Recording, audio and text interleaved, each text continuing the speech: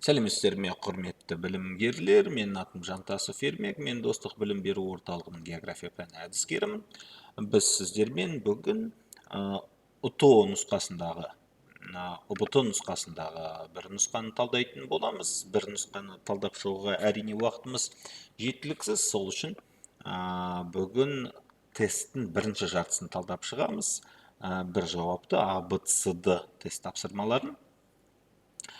Барлықтарыңыз қазір дәл осы уақытта ұбт-ға кіріп тест жазып жатсыздар. Барлықтарыңызға бұл істе сәттілік тілеймін. Барлықтарыңыз өздеріңіз қалаған балды жинап, қалаған оқу орындарыңызға түсуге тілектеспін. Сөйтіп, бірінші сұрағымыздан бастайық. Адамның тұрмысын тұлға ретінде дамуын зерттейтін география ғылымының саласы дейді. Сөйтіп, тұлға ретінде даму, тұрмыстық жағдайды зерттейтін география саласы әлеуметтік география. Мұны зерттейтін негізі ғылым социология. Ал социологияның географиялық жағдай көрінісі ол әлеуметтік география. Ары қарай кеттік. Екінші сұрағымыз жер бетіндегі бірнеше нүктенің арасындағы салыстырмалы биіктік айырмасын анықтау үшін қолданылатын геодезиялық құрал. Бұл құрал негізінен екі түрлі болады. Неге десеңіздер, себебі бұл құралдың кәсіби түрі бар, және мектептегі оқу әдістемелік түрі бар. Кәсіби түрі көріп тұрсыздар күрделі, ал оқу әдістемелік түрі өте қарапайым.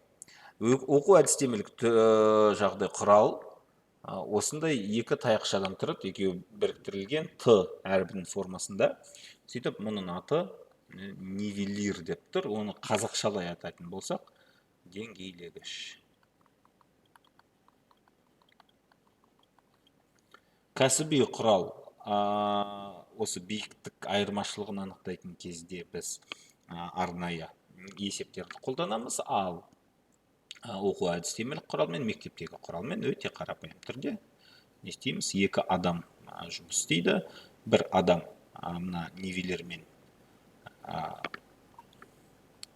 таудың етегінде тұратын болса, таудың төбешіктің етегінде тұратын болса, екінші адамды белгілі бір жерге дейін жібереді. Ол адам рейка ұстап тұрады, мына жерде таяқша ұстап тұрады, таяқшаны жерге қадайды, және таяқша мен бірінші адам көздеп тұрған сызығы екеуі түйіскен жерде нүкте қойылады. Бұл екі нүктенің айырмашылығы 1 метр деген сөз. Одан кейін жағдай бақылаушы нивелирді нүктеге дейін апарады, сол нүктеге қояды, ары қарай сөйтіп көтеріле береді, және 1 метрден төбешіктің немесе ойыстың биіктігін немесе тереңдігін анықтауға болады. Сөйтіп, деңгейлегіш нивелир. Келесі сұрағымыз 3. Картада ерекше түспен берілген мемлекет. Картада ерекше түспен берілген мемлекетті анықтау үшін біз картаға қараймыз. Жасыл түспен белгіленіп тұрған Бразилия елі. Мексика, Уругвай, Аргентина. Жасыл түспен белгіленіп тұрған Бразилия. Ары қарай кеттік. 4-ші сұрағымыз карта бойынша аудан өлшемін алудың кең қолданылатын қарапайым жолы дейді. Ең қарапайым жолын айтатын болсақ, онда ол палетка әдісі. Палеткадан күрделі рек жол бар, ол планиметрді қолдану, ал палетка деген сол даже құрал, бірақ өте қарапайым құрал. Палетка дегеніміз қандай құрал десеңіздер, ол мындай калька жағдай мөлдір прозрачный қағаз. Ол қағазға не салынады? 1 сантиметрлік, 2 сантиметрлік, кей кезде 4 сантиметрлік, кей кезде 0,5 сантиметрлік тор салынады. ал тордың әрбір көзі ол бір шаршы квадрат. Ол квадраттың бір жақ қабырғасы 1 сантиметр, мына жақта 1 сантиметр болады, немесе 2 сантиметр, немесе 0,5 сантиметр дедік.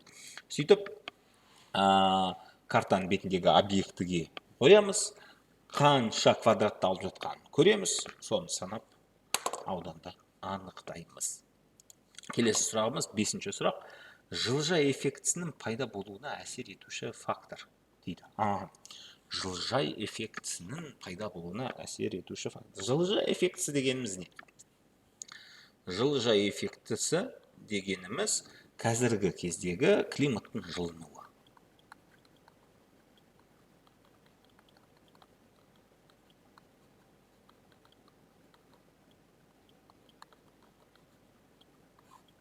Дүние жүзіндегі орташа температуралар, яғни әр аймақта әр түрлі деңгейде, бірақ негізгі тренд бойынша көтеріліп келе жатыр. Және оның негізгі себебі не деген кезде? Оның себебі ауадағы көмірқышқыл газы үлесінің артуы. Себебі атмосферамыздағы жылуды ұстайтын жағдай жер бетінен бөлініп жатқан ұзын толқынды радиацияны жер бетінде ұстап қалатын газ бұл көмірқышқыл газ СО2. Одан да басқа газдар бар, метан сияқты газдар, бірақ негізгі үлес осы СО2-ге тиесілі. Келесі сұрағымыз, мына суретіміз жағдай алдыңғы сұрақтың суреті палетка. Мына жерде палетка әдісі дедік. Палетканы көріп тұрсыздар. Палетка дегеніміз осындай мөлдір қағаз, ар жағы көрініп тұрады, карта бетіне қоямыз, және картада салып тұрамыз. Мына көлдің ауданын осы палеткадағы шаршылардың көмегімен анықтаймыз. Келесі сұрағымыз 6-шы сұрақ. Қолайсыз атмосфералық құбылыс дейді. Қолайсыз атмосфералық құбылысқа не жатады? Жауын-шашын, самал жел, шық дейді, және көк тайғақ. Әрине, жауын-шашын деген қолайсыз емес, ол өзі бір құбылыс. Шамадан артық түсетін болса, онда ол қолайсыз болады. Ал былай айтқан кезде оның ешқандай жамандығы жоқ. Ал көк тайғақ қолайсыз. Көк тайғақ қарапайым тұрғындарға да, жаңағыдай жалпы тұрмыстық жағдайда да қолайсыз болады, және шаруашылыққа да қолайсыз. Неге? Себебі егінге әсер етуі мүмкін, көлік жағдайына әсер етуі мүмкін, тіпті өнеркәсіптің өзіне де жағдай кері әсер етеді көк тайғақ. Келесі сұрағымыз 7-ші сұрақ. Ерлер мен әйелдер арасында гендерлік теңсіздік индексін бағалау өлшемінің бірі дейді. Гендерлік теңсіздік дегеніміз жыныс, яғни ер, әйел арасындағы теңсіздік. Көбінесе қазіргі кезде дүние жүзінде ерлер мен әйелдердің әлеуметтік және экономикалық жағдайын салыстыратын болсақ, ерлердікі сәл жоғарырақ, әйелдердікі сәл төменірек болып келеді. Сондықтан бүкіл дүние жүзінде гендерлік теңсіздік деген кезде бірден не еске түседі? Ерлердің әйелдерге қарағанда үстемдігі, немесе әйелдердің ерлерге қарағанда жағдай не дейміз? Әділетсіз түрде жағдай әлеуметтік және экономикалық түрде төмен болғандығы. Қазақстанда мұны түсіну қиын демей қояйын, бірақ негізінен Қазақстанда бұл жағдай басқа елдермен салыстырған кезде сәл жақсырақ. Енді не дейміз? Күтілетін өмір жасының ұзақтығы, бұл жерде негізінен күтілетін өмір жасының ұзақтығына келетін болсақ, көбінесе дүние жүзінде, көбінесе жағдай үнемі емес, бірақ жағдайдың 90%-ында әйелдердің күтілетін өмір сүретін жасы ерлерге қарағанда жоғарырақ, және орташа өмір жасының ұзақтығы да әйелдерде ұзағырақ. Жалпы халық санындағы үлесі бұл жағдайда бізге бір мәлімет береді негізінде, бірақ оған да сүйенбейміз. Негізгі фактор еңбек нарығындағы мүмкіндіктер. Негізі бұл индекс үш көрсеткіштен құрылады. Біреуі жағдай, не дейміз, бұл жерде әлеуметтік жағдайды көрсететін әйелдердің денсаулық жағдайы, олардың бала туу кезінде қайтыс болу жағдай көрсеткіші, және қанша жаста бала туатындығын көрсеткіші. Одан кейін мінекей мына біздің еңбек нарығындағы мүмкіндіктері келеді. Және тағы бір көрсеткіш бар, бірақ бұл мен есімнен шығып кетті. Негізінде біздің оқу программасында сұралатын нәрсе осы еңбек нарығындағы мүмкіндіктер. Так.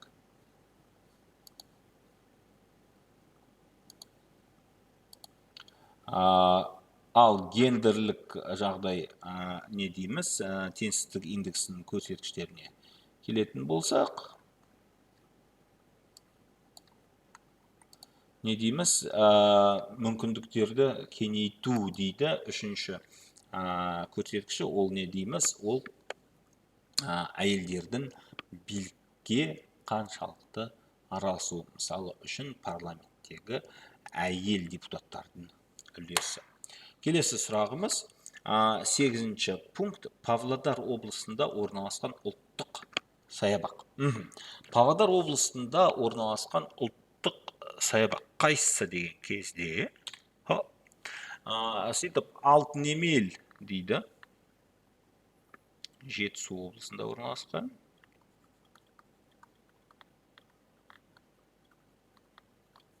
Баянауыл мінекей Сарыарқаның солтүстік шығысында орналасқан.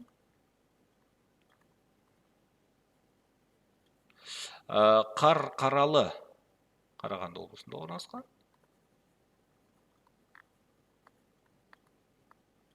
Және Бурабай Ақмола облысында орналасқан. Көріп тұрғандарыңыздай, Баянауыл саябағы мінекей Павлодар облысында орналасқан. Сөйтіп дұрыс жауабы Б нұсқасы.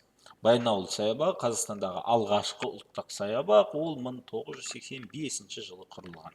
Еді 9-ші сұрағымыз, солтүстік қазақ жазығының тектоникалық құрылымы дейді. Қайтадан картаға назар аударайық. Солтүстік қазақ жазығы аты айтып тұрғандай Қазақстанның солтүстік бөлігінде орналасқан. Ол Батыс Сібір жазығының оңтүстігі болып келеді. Солтүстік қазақ.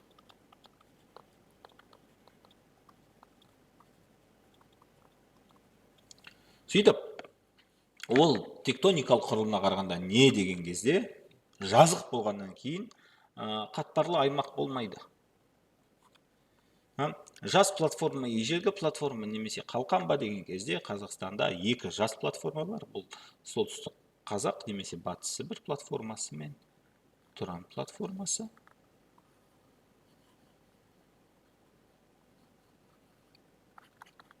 Тұран платформасы. Ал ежелгі платформаға Қазақстанда Шығыс Еуропа жатады. Осылайша солтүстік қазақ жазығы тектоникалық құрылымы жағына қарағанда жас платформа болып келеді. Келесі 10-ші сұрағымыз тұрақты дамудың дейді индикаторы. Тұрақты даму негізінен өте ауқымды түсінік. Оның экологиялық жағдай құрам бөлігі бар, экономикалық құрам бөлігі бар, және әлеуметтік құрам бөлігі бар дейміз. Ал экологиялық құрам бөлігінің индикаторы экологиялық іс. Ол қалай деген кезде экологиялық із дегеніміз міне көріп тұрсыздар, 1, 2, 3, 4, 5, 6 құрам бөліктен тұрады. Және жекелеген адамның және елдердің табиғатқа деген әсерін көрсететін шама. Неге әлемдік гектар емес? Себебі әлемдік гектар ол экологиялық іздің құрамына кіретін бір түсінік. Осылайша дұрыс жауабы А нұсқасы. Келесі сұрағымыз, мұхит суының беткі қабатындағы тұздылықтың ең төменгі көрсеткіші тән ендіктер. Сөйтіп, не дейміз? Мұхит суының беткі қабатындағы тұздылықтың ең төменгі көрсеткіші тән ендіктер. Жалпы бүкіл дүниежүзілік мұхиттың суының орташа тұздылығы 35 промилле. Бірақ бұл орташа көрсеткіш. Тұздылық ендікке қарай өзгереді. Ең тұзды сулар тропиктік белдеуде байқалады. Тропиктік белдеудегі орташа жағдай судың тұздылығы 36 промилле. Байқасаңыздар, ең жоғары орташа көрсеткіш пен жалпы орташа көрсеткіштің айырмашылығы үлкен емес. Одан кейін не дейміз? Полярлық аймақтарда ең төмен 34 промилле.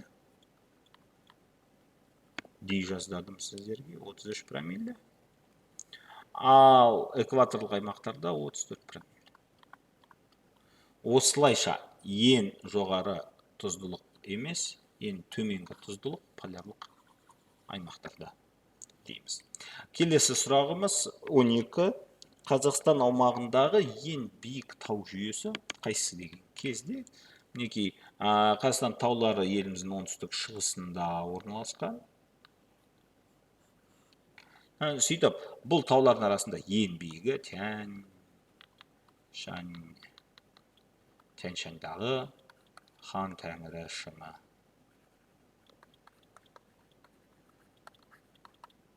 Оның биіктігі 6995 метр. Бұл нұсқасы. Келесі сұрағымыз 13 халықаралық экономикалық қатынастардың ең ежелгі және дәстүрлі түрі не деген кезде? Халықаралық экономикалық қатынастарда ежелден бері келе жатқан ең ежелгі түрі бұл сауда. Ежелгі замандардан бері, жағдай Вавилон, ежелгі Египет, ежелгі Грекия, Рим кездерінен бері елдердің арасындағы сауда келе жатыр.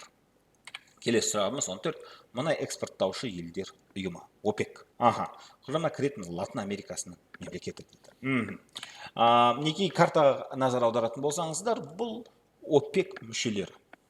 Бұл ОПЕК мүшелері. Және қызыл түспен бейнеленіп тұрған ОПЕКтен шығып кеткен елдер. Ал ашық көк түспен, көгілдір түспен бейнеленіп тұрған ОПЕК плюс елдері, яғни ОПЕКке кірмейтін, бірақ ОПЕКпен тығыз байланыста, ОПЕКпен бірге жұмыс істейтін елдер, соның ішінде Қазақстанда бар. Ал қою көк түспен боялып тұрған ОПЕКтің нағыз мүшелері. Алжир, Ливия, Парсы шығанағы елдері дейміз. Латын Америкасына келетін болсақ, бұл Венесуэла. Байқасаңыздар, көгілдір түспен болып тұрған Бразилия бар, бірақ Бразилия ОПЕКке мүше емес. Ол ОПЕК плюс, яғни ОПЕКпен тығыз байланыста жұмыс істейтін елдерге кіреді, елдердің қатарына кіреді. Келесі 15-ші сұрақ. Қазақстандағы ірі мыс кен орындары орналасқан аймақ. Нені ашайық, жаңағыдай картамызды. Ашайық, Қазақстандағы ең үлкен және дүние жүзінде екінші үлкен мыс кен орны бұл Жезқазған.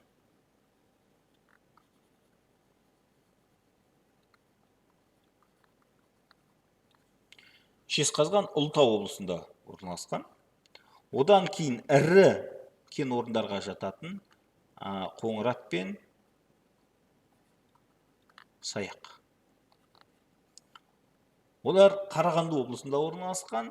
Тағы бір ірі мыс кен орны бұл Павлодар облысындағы Бозшакөл.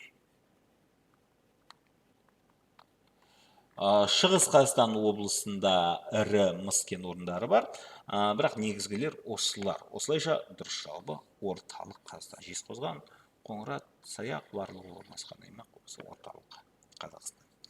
Келесі сұрағымыз 16. Дүниежүзіндегі ең ірі агломерация. Мына карта ерте шығып қойды, негізінен кейін шығу керек еді, бірақ ничего страшного. Неге ничего страшного? Себебі бұл жерде сіздерде Мехико, Токио, Нью-Йорк және Сеул деп тұр. Бұл негізінен өте қиын сұрақ. Неге? Себебі беріп тұрған 4 қаланың да барлығы өте үлкен қалалар. Және олардың арасындағы жағдай агломерациялары өте үлкен агломерациялар. Бірақ дүниежүзіндегі ең үлкен қала агломерациясы Токио. Міне көріп тұрсыздар, ең үлкен шартты белгі осы Токио қаласына тиесілі болып тұр. Қазіргі таңда есептеу әдісіне қарай кейбір ғалымдардың айтуы бойынша Токиодан Дели озып кетті дейді. Бірақ біз үшін әлі күнге дейін Токио ең үлкен қала болып келеді. Келесі сұрақ, 17-ші сұрақ. Жер бедерін сипаттайтын ең үлкен қала дедім ба, ең үлкен агломерация. 17-ші сұрақ. Жер бедерін сипаттайтын карталарда биіктіктер мен тереңдіктерді көрсетудің негізгі тәсілі дейді. Жер бедерін сипаттайтын карталарда биіктіктер мен тереңдіктерді көрсетудің негізгі тәсілі не деген кезде? Изосызықтар және қабаттап бояу әдісі дейді, сапалық ая әдісі, қозғалыс сызықтар әдісі, ареалдар әдісі дейді. Бұл жерде мына мысалда нені көріп тұрсыздар? Сызықтарды. Бұл сызықтар горизонталь деп аталады. Горизонталь сызықтарының мінекей мынандай сандық белгілері болады. 425 деп тұр. Бұл не? 425 метр. Бұл сызықтың абсолюттік теңіз деңгейінен есептеген кезде жағдай биіктігі 425 метр. Бұл не? Бұл изо сызық. Бұл изо сызық. Изо сызық дегеніміз көрсеткіштері бірдей нүктелерді біріктіретін сызықтар. Горизонталь биіктіктері бірдей нүктелерді біріктіреді. Ал екіншісі қабаттап бояу әдісі дейді. Қабаттап бояу дегеніміз сол физикалық картада көрсетіледі. Мысалы, не көріп тұрсыздар? Жасыл болып тұрған аймақ бұл жазық. Қоңыр болып тұрған аймақ тау. Екеуінің арасындағы жағдай таулы үстірттер, жағдай биіктік деңгейіне қараған қабаттар басқа түстермен боялады. Бұл қабаттап бояу әдісі. Екі тәсіл де, изосызықтар да, горизонтальдар да, жаңағыдай әртүрлі түспен бояу тәсілі де нені көрсетеді? Биіктікті көрсетеді, биіктік айырмашылығын көрсетеді. Келесі сұрағымыз 18-ші сұрақ. Қазақстанның қай экономикалық ауданында мақта өсіру және өңдеу жақсы дамыған дейді. Экономикалық аудандар картасын ашатын болсақ, жалпы Қазақстан картасында мақта өсірілетін облыс бұл Түркістан облысы.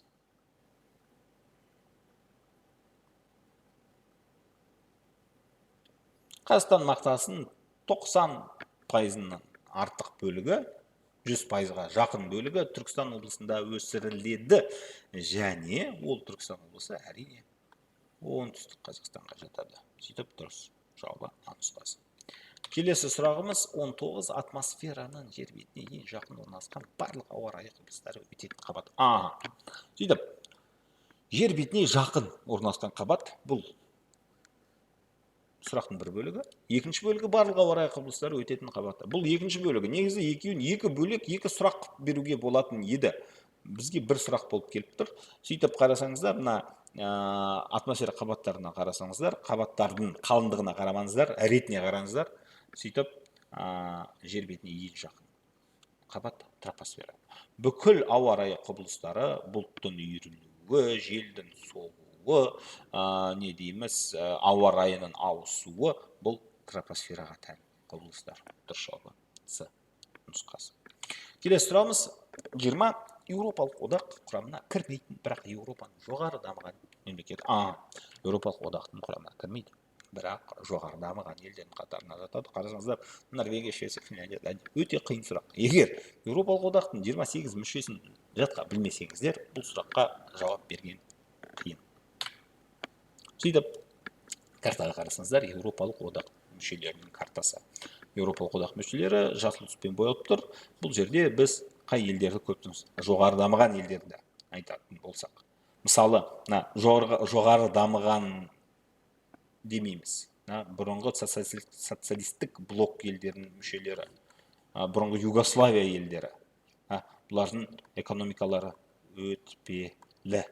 олар Еуропалық одаққа мүше емес. Оларды жоқ қыламыз. Бірақ олар тізімде де жоқ. Сербия, Босния және Герцеговина сияқты елдер, Албания, Македония, тағы сол сияқты елдерді айтпаймыз да, себебі тізімде жоқ. Енді жоғары дамыған, бірақ Еуропалық одаққа мүше емес қай елдерді көріп тұрмыз? Мінекей Швейцарияны көріп тұрмыз.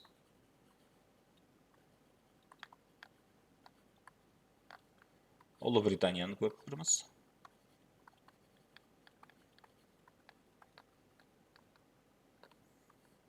Және Норвегияны көріп тұрмыз. Осылайша дұрыс жауабы А нұсқасы. Келесі сұрағымыз 21. Дүние жүзіндегі ең терең көл. Өте қарапайым сұрақ. ұбт-ның шыққалы бері, 2004 жылы бері шыққалы бері, сол кезден келе жатқан сұрақ. Дүние жүзінің ең терең көлі Байкал. Байкалдың тереңдігі 1620 метр. Сөйтіп дұрыс жауабы Б нұсқасы. Екінші терең көл Танганьика көлі. Не санын белгіледім.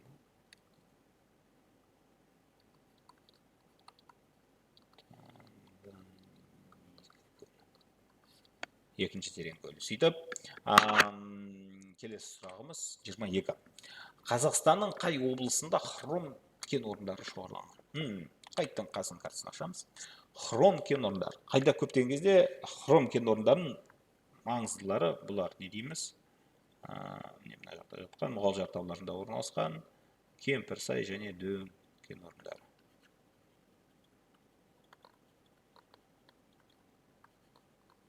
Дөң дейміз, Донское да негізінде. Аты орысша шыққан, негізінде бәлкім қазақша атауы Дөң. Бұған дейін де болған шығар. Сөйтіп, не дейміз? Бұл қайда дегенге де, бұл әрине Ақтөбе облысында. Қазақстан хром кен орындарының 98 немесе 99% мына Ақтөбе облысы Мұғалжар тауларында, ал хром кенінің қоры бойынша Қазақстан дүние жүзінде Оңтүстік Африка Республикасынан кейін екінші орында тұр. Келесі 23-ші сұрағымыз. Халықтың табиғи өсімі деңгейінің күрт төмендеуі және өлім жітімнің туу көрсеткішінен асып түсу құбылысы қалай аталады? Не дейді? Өлім жітім көрсеткіші. Туу көрсеткішінен үлкен болса дейді. Негізі керісінше. Туу көрсеткіші өлім жітім көрсеткішінен аз болса. Бұл не деген сөз? Халықтың табиғи жолмен көбеюі теріс жолда жатыр деген сөз. Яғни халық табиғи жолмен көбейіп жатқан жоқ, азайып келе жатыр деген сөз. Бұл демографиялық дағдарыс, депопуляция, яғни халықтың табиғи жолмен азаюы деген мағына береді. Демографиялық жарылыс оның кері түсінігі. Яғни жарылыс дегеніміз күрт туудың көбеюі, сөйтіп халықтың көбеюі. Ал біздің жағдайымыз Б нұсқасы демографиялық дағдарыс. Келесі сұрақ 24-ші сұрақ. Ауа тапсырма. Ауаның құрамында үлесі ең үлкен газ. Ауаның құрамындағы қай газ көп? Ауаның құрамында екі газ негізгі, азот пен оттегі. Азоттың үлесі 78%, оттегінің үлесі 21%. Қалған газдар өте аз мөлшерде, мысалы үшін көмір қышқыл газының үлесі 0,3%. Негізінде оның үлесі 2011 жылы 0,4%-ға дейін өсті, бірақ ол өте аз. Бірақ 0,1%-ға өсуі бұл дүниежүзілік климаттың өзгеруіне өте үлкен әсер етеді. Озонның үлесін мүлдем өте кішкентай мыңдық үлестермен есептейміз. Осылайша дұрыс жауабымыз А нұсқасы азот. Келесі сұрақ. Қазақстан қай өзені Балқаш Алакөл алабына жатады дейді. Қайттан картаны ашайық. Есіл, Тобыл, Іле, жайық. Сөйтіп, бұлардың барлығы Қазақстан 7 ірі өзен қатарына жататын өзендер, яғни неменесі ұзындығы 1000 километрден ұзын деген сөз. Төртеуде. Сөйтіп, Есіл өзені Қазақстан солтүстігінде, елордасы Астана орналасқан өзен. Тобыл да Қазақстан солтүстігінде Қостанай облысымен ағады. Екеуі де ертістің сол жақ салалары. Жайық Қазақстан батысындағы ең үлкен өзен болса, Есіл дейміз ба? Тобыл дейміз ба? Жайық дейміз ба? Іле, Жетісу өзендерінің ең ірісі. Сөйтіп, Балқаш Алакөл алабына жатады қайсеңізде, мінекей мына көл Балқаш көлі. Оның шығысында Алакөл жатыр. Осылайша дұрыс жауабы С нұсқасы Іле. Осымен біздің бүгін талқылайтын сұрақтарымыз бітті. Баршаңызға қатысқандарыңыз үшін рахмет. ұбт-да сіздерге тағы сәттілік тілеймін. Өздеріңіздің қалаған балдарыңызды жинап, қалаған оқу орнына, қалаған қалаларыңызға түсулеріңізге тілектеспін. ұбт-дан ұбт-ға географиядан дайындалып жатқан достарыңыз болса, біздің каналға жіберіңіздер, біздің каналға жазылыңыздар, тіркеліңіздер, лайк басыңыздар, комментарий жазыңыздар. Баршаңызға қатысқандарыңыз үшін рахмет. Сау саламат болыңыздар. Сау болыңыздар.